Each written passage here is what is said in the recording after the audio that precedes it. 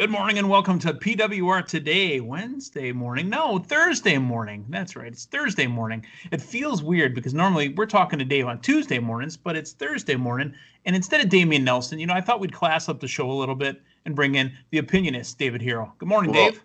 Good morning, but let's be honest. Let's be fair. Let's be fair and balanced about all of this. Fair and balanced. Don't say those words here. My ratings blew his out of the water, and we knew what's best for business.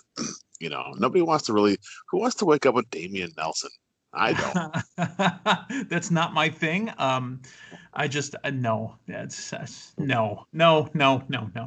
David's got bigger and better things going on. He's blowing up the world now over on the East Coast. Yeah, exactly. See, once again, he comes back from China. He brings all that nonsense with him. Then he goes out to the East Coast, and now look what's happening in New York. We didn't talk about that. I've wondered. I've asked him, in not very veiled ways, but I've wondered, did he bring it with him? Is it Damian Nelson that has brought the whatever it's called, Corona, COVID? Look at the calendar of events. Look at it. I mean, because he was in town in December. That part I know for sure. Where he was before that, I don't know. But when he came back in January, dot the I's and cross the T's on this one. Plus, he was touching other continents, too. Because I thought he was Australia and Japan at one point. Exactly. Mm-hmm. Well, be it as in May, that's Damian Nelson. That's our friend. That's our partner. That's the man that runs the show around here, too. He's the owner and creator. So, we should probably... Let's move on. So, Dave, let's talk WWE's NXT, and let's talk AEW's All Elite Wrestling Dynamite. We had two big shows last night. One was a go-home for In Your House this week. We're going to start with NXT. Now, I want to kind of cut to the chase and talk about the main event. Your boy, the Spud, Rockstar Spud. Drake Maverick, Rockstar Spud. It's like, and I put this out on Twitter last night. Mm-hmm. This past week, the past 8, 9, 10 days have been rough for everybody.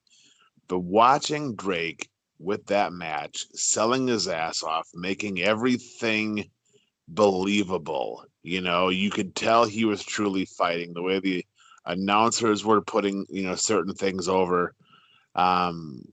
Great match with Phantasma. Came up short.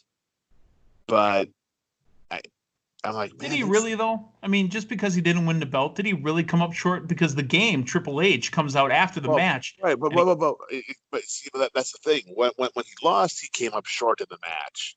Right. And then I'm looking at the clock. I'm like, are they going to give like a 3.5 minute send off? Holy shit. That's huge, Yeah. And then because he's a very good friend of mine, and I've known him for, 5-6 years. And I never once asked him what the plan was because I didn't want to know. You know what I mean? Right. And I had no idea. I'm like, well, he lost. TNA has their pay-per-view coming up. Maybe he'll show up there. There's been rumor innuendo about that. And then when Triple H came out, I was just like, so deserving. And it's like, not saying it because he's my buddy, but everything he's been given crumbs his entire career in WWE, and he's always been able to hit a home run or at least a triple with everything they've given him. And it's cool to see his work and his passion, which I hate saying the word passion because a lot of people throw that word around, but very loosely. It's just so cool to see him say, you know what, we gave you nothing to work with in this, and you got over again. So yeah, we're definitely going to keep you because there's value. So very cool.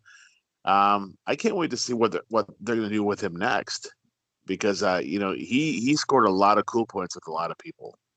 Yeah. I mean, a guy who legit didn't have a continuing contract, who was, maybe they had a deal through the tournament. Maybe they had, that part I don't care about. I mean, I'm glad a guy's got a job, but that, I'm the wrestling fan. I don't care about what his contractual stuff is. This is a guy that was told to us, sold the story that, we actually asked him to move on, but you know what? We're going to let him try out in this tournament anyways. And if he wins, he wins. If he doesn't, we'll see. He was already scheduled to be in the tournament. Yeah, and that's what I'm saying. Went to them and he's like, hey, listen, I'll finish it up. if you want me to, and that's what they did, and thank God they did, because he got a second chance at it. Yeah, fantastic.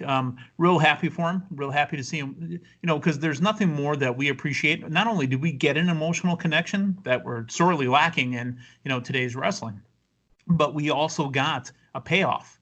So we got a build from release. He was already in the tournament. You know what? You can stay. He says he's going to stay. You worked all the way through the tournament, made it to the main event, and even though we didn't win a match, we got the payoff with Trips coming down. I'll be honest, the NXT logo on the top of the contract sure did look like a $50 bill until they zoomed in closer. I'm like, wow, this guy even gets per diem. How awesome is that? Right? No kidding. Yeah, right. I mean, the hell with catering. Here's $50 for your gas, kid. Mm-hmm. I thought it was fantastic. So, like I said, we kind of skipped to the end there, but we did have a lot of, like I said, go-home builds to some of the matches that are coming up this Sunday. Let's talk about it. In Your House, it's going to be Sunday night. It's NXT TakeOver In Your House. This is a PWR draft qualifying night. So anybody that's got talent participating on Sunday night will be receiving points or losing points. The matches are as follows. NXT Heavyweight Champion Adam Cole taking on the Velveteen Dreams. Now, Dave, I don't believe we've mentioned it yet, but I would assume you're going to be doing a Be the Booker this week for this? You know what? I believe so. I know Shane Helms and I have talked about it. We'll we got a show coming up tonight with Shane. Yeah, exactly. So I think Shane and I are going to be dropping that on Saturday. Okay, good. So we won't ask for predictions because we got Be the Booker coming up. Right. Yes. Well, I mean, exactly. Way better. Yeah, way better. Let's talk women's triple threat. Charlotte Flair, Rhea Ripley, and I never pronounce her name right, so I'm going to ask you to do it. Oh, you're going to ask me? Yeah, I'm going to ask you to. Yeah. No, you said it right. Fury. Yeah. Shahiri, yes. And you would think, being a Polish guy, with 10 to 12 character names, I would be able to pronounce everybody's name. I always get that one wrong. You would think. You said it on Tuesday morning. Charlotte Flair, since becoming NXT Women's Champion, what has she done? Nothing. And I think I'll talk about this one a little bit. I don't think she's going to leave In Your House as the champ. Well, I'd be happy to see Rhea Ripley. That's my girl. She's on the PWR Meathead team. I can absolutely see her dropping the title because she's not being the dominant Charlotte Flair that we all thought she'd be. So she's really not going to be out. If she beats these girls, she's not elevating them because she hasn't beaten anybody since WrestleMania. Right. And it was Rhea Ripley that she beat at WrestleMania. So you would feel the ebb and flow would be that Rhea Ripley would get her comeuppance and maybe take the belt. Yeah, but I don't, as much as I like Rhea Ripley, I don't think she's one that leads with the title. So you think a title change for Dave, do it again. Shiri. Yeah. You would think I'd have that. All right. Tommaso Ciampa and Cross. What do you think about this one? Without giving it away. It's going to be a very physical match. Both guys are very physical. But I think TikTok, it's time. I think it's time for Killer Cross. And again, total package. He's got everything going for him. He's got the size, he's got the looks, he's got the power, and he's got the chick. And the heat behind him. I mean, he's got energy behind him. Yeah, but it's like, how can you not? I mean, he's everything that Vince McMahon loves cosmetically, and he's an amazing talent. He's got the look, and he's got the steak and the sizzle, as Jim Ross would say. Tougher than a $2 steak. North American champion Keith Lee is defending against Johnny Gargano. Interesting match. Well, Johnny's got a little steam behind him as well after he kind of went over on Ciampa.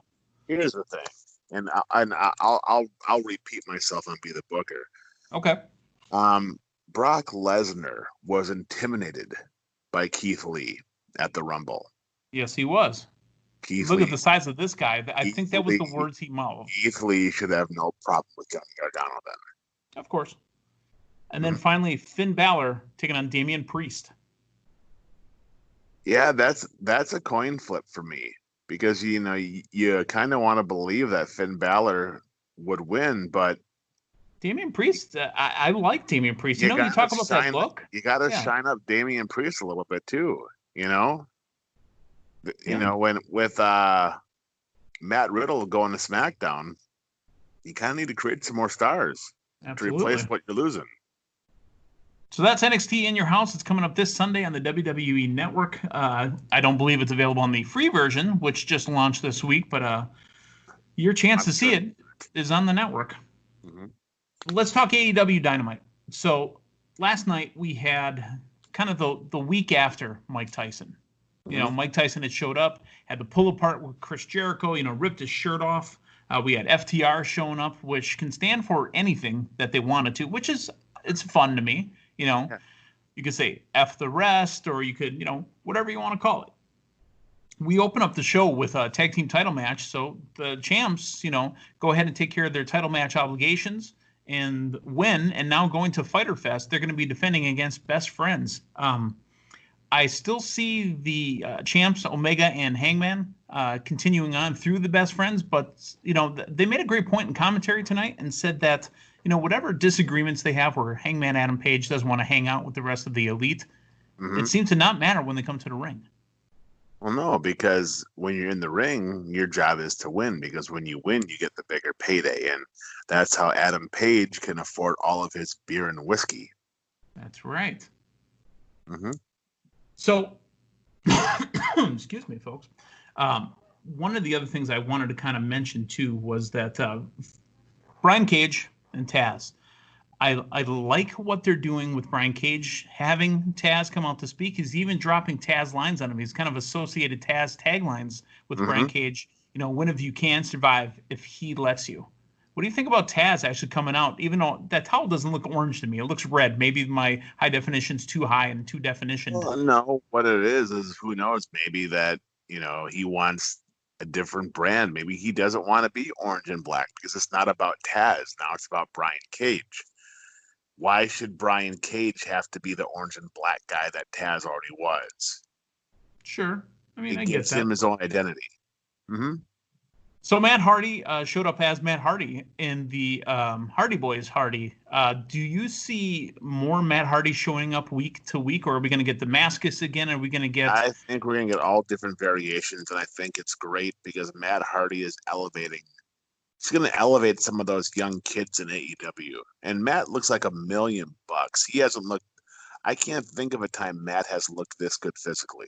Yeah, physically he looks great. I'll tell you, the Damascus look versus, say, the Matt Hardy, version 1.0 look, at least his hair is kept, because Damascus, his hair is everywhere, so it looks like maybe Matt's supposed to look. I understand that, but I'm just telling you, it's easier on the eyes when you see, the Hardy Boys. Damian's hair is. His is all over the place. So, it's like... Colt Cabana was approached by Brody Lee last night. Colt Cabana going to be joining the darkness. What are they calling it? Dark Order? I don't see that happening. I think Cabana and Brody Lee is a great program for both guys, because where do you go with Brody Lee after he lost to Jon Moxley? Moxley's already, he has Brody Lee in his rearview mirror. He's going ahead. He's moved on. So I think it would be great because Colt Cabana and Brody Lee, I think, could have some very entertaining matches, and you have the consummate good guy in Colt Cabana. Yeah, boom, boom. And then you can have the sadistic villain and the super good guy. I think that works. So last week we got the announcement of Fyter Fest, but it said to be announced. It didn't have dates on it. We have dates now. July 1st and July 8th, they will both be airing live on TNT, a PWR Draft 2020 update. This is not a pay-per-view event. There will be no points awarded. Yeah, so that means Damian can't get any of those Cody Rhodes points. No Cody Rhodes points.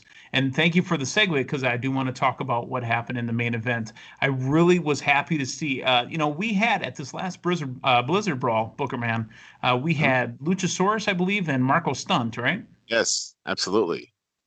I think the breakout star right now is Jungle Boy, Jack Perry, because, Cody Rhodes worked the main event with him last night. And Shane Helms talked about this last week with us. He said Cody's going to take that TNT title and shine up a lot of talents and elevate them and make them better. And that's exactly what he did last night with Jungle Boy. I mean, it was great. I mean, for me, I was going back and forth. To be honest, I watched 95% of the Drake Maverick match because it was on the same time as Jungle Boy and Cody. But when I was going back and forth, from what I saw, it looked good, and then I saw Cody got some color, which it was very well done. They had a very good, solid match. I got to see some of the replays back online, but yeah, I mean, it was good. I was impressed how well they meshed in the ring together.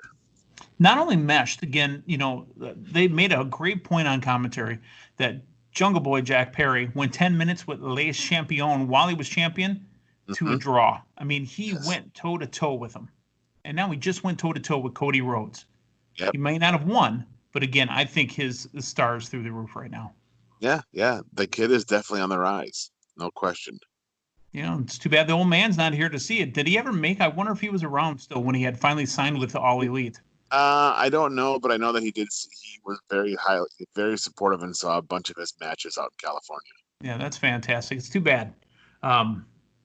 So that is pretty much what we've got going on with AEW and NXT. Don't forget, folks, Facebook, YouTube, Apple Podcasts, Fight TV. Make sure you're liking and subscribing. That way you get notifications. We talked about this before. There could be a bonus episode of Be the Booker that we might not even have scheduled. If you get these notifications, you'll get the, alerts. Oh my God, there's another episode. And this time it's with Shane Helms and Dave Herro. Exactly. And don't forget, head on over to collarandelbowbrand.com. Use the promo code PWR360 and save some money, get some really cool shirts as well as the Shad Gaspard shirt. And 100% of all the proceeds from that shirt goes straight to Shad's family. So I mean, and well deserved. And again, I heard that Collar and Elbow is just, they're flying out the door. I know that it's taken weeks for mine, but mine's coming. Yeah, mine's coming. So. Yeah, over 2,000 shirts went out on Monday. Just Monday. Monday. That doesn't, cover the 2 weeks before or orders that are being processed now. So thank you again to Collar and Elbow for taking care of that. And, you got your man they call Meathead wearing the latest and greatest. My brother rating's at 10. I know you told me it's an 8. My brother rating's at 10. Listen, but that's the problem. If you're already at a 10, you could only go down from there. Or you could hold it there. It's too hard to sustain. Come on, let's be honest. I can keep it going. I mean, you don't know me. Again, you're talking about people waking up with Damien. I mean, you don't know me. I keep it at 10. You have 2 kids? 2, yeah. Yeah, well, I mean, that proves right there that you can keep it going. So. All right, Dave. Well, again, thank you for joining us. Filling in for Damian Nelson. I don't know where this guy is. It's a rib. He knows I'm not a morning person, and this is just killing me. It's kind of like they did with The Miz that one time with all those championship belts. He's going to get you to join us every morning now. Him and I are going to have a conversation. Fair enough. Yeah. Folks, don't forget, tonight is going to be another a show with Sugar Shane Helms, Gregory Helms, the Hurricane. With Damien and Dave. Yep. Yes. And you know what I love about it the most is Damien tries to get his little snide, comments in there, tries to corner me into one of my answers that he disagrees with. And Shane, not all the time, but he agrees with, the spoken word of the DWHS. So it's fun to watch Damien kind of whoops, well, that didn't work out the way I wanted it to. So, and that's why you're doing morning shows with Meathead. So it's kind of your come up. I'm being punished. Yes. All right. For Dave Herro, this is the man that called me. Thanks for stopping by. So long, everyone.